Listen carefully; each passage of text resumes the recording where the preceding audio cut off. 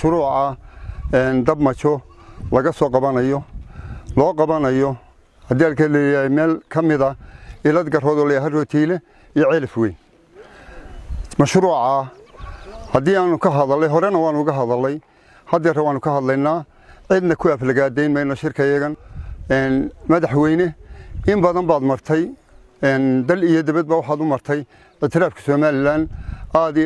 baan kugu mahadcelinaynaa waxa kale ma hadle wasiirka hadalka biyaha Maxamed Ali Abdi Malik hadalka leeyahay barasaabka gobolka Sanaag Maxamuud Raage aad bay iyaguna mahadsan yihiin waayo waxa halkan ku ooman dad walaalahaya halkan beerahaygii ba qaar ku ooman yihiin maanta haduu soo talfaday ama uu wax ka qabanayo hadii la kaleeyahay wax badan baa madaxweyne ku suurta galay hadii la kaleeyahay anagu waan ogolaan mar hadii aan ogolaanay wixii kale hor istaagan ee aan reer iladeed ahayn ilad garhood hadaad maqasho waa ka rageedii waa ka ilad garhood cidinaga ma maqna anaga ilad garhood meesha la yiraahdo xagga waxay u tahay ilaa boocda xagga waxay u tahay ilaa biyalaada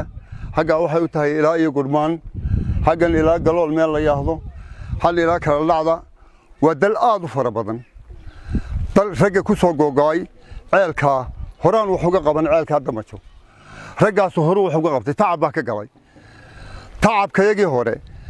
hadii aad mid ku daraysaan tahay waaba soo deynayna biya aad baan idinku mahadcelinaynaa waa inta halka joogta aniguna hogaamiyay aan ku ahay mashruuca kan waa biyo gelinta ceelif weyna diyaar baanuna waxaanu doonaynaa kuwii biyaha mas'uulka ka ahay soo biyo gelin lahaa waa kuwa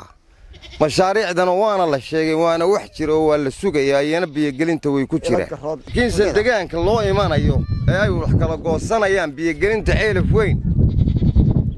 iyo wax qabadka cidda ka talinaysa waa halka tuban rag iyo dumar diyaarna waa nuunahay in dadkaasi helaan biyo ku filan ka bacdina la waraabiyo degmada ceelif weyn ee iyaduna deennala midka ah dad walaalahayaga ay ku nool yihiin wixii iyaguna ay biyahaasi u gaaraan qoladan de sarfeeyga qaadaysan jidheeradu waxay nagu yiraahdeen way ku filan yihiin degmada ceelif weyn cidda ay ka go'do ee lagala heshiinayo ee lagala xaajo qaadanaya waa rag halkaas tuban sida waxaan ogeysiinanaa xukuumadda wasiirka biyaha Maxamed Abdi Malik waxaan isna ugu ballan qaadaynaa inaanu anagu diyaar u nahay gacmo furan ku soo dhaweynayno dalkuna uu yahay nabadgelyo iyo xasilooni gogoshan aanu doonayno inaanu dhigno ilad anagoo soo dhaweynayna mashruuca waanagoo ka degaan ana loo qabto degmadan la waraabiyo nala cabaysana waanu ogolahay laakiin waxaanu nahay dadka u mudan in ugu horeyn loona soo saaro loona soo gurmado waxna looga qabto ciidii nala cabaysana saasaanu uguna hambalyeynayna uguna soo dhaweynayna uguna ogolahay dadweynaha hadlaya ee kale cidii kale ka hadasha anagu cidna aadayn mayno cidna jawaabi mayno dadkayagana uu ka hadlay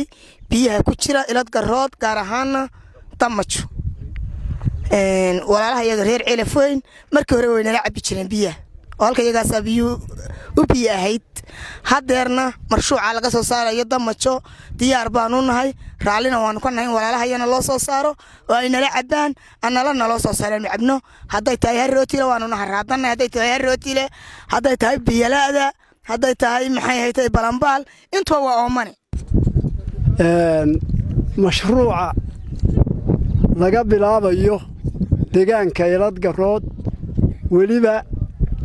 meesha la yiraahdo damajo reer ceelif weyn walba biyaha iladeed oo hoos u nala cabi jiray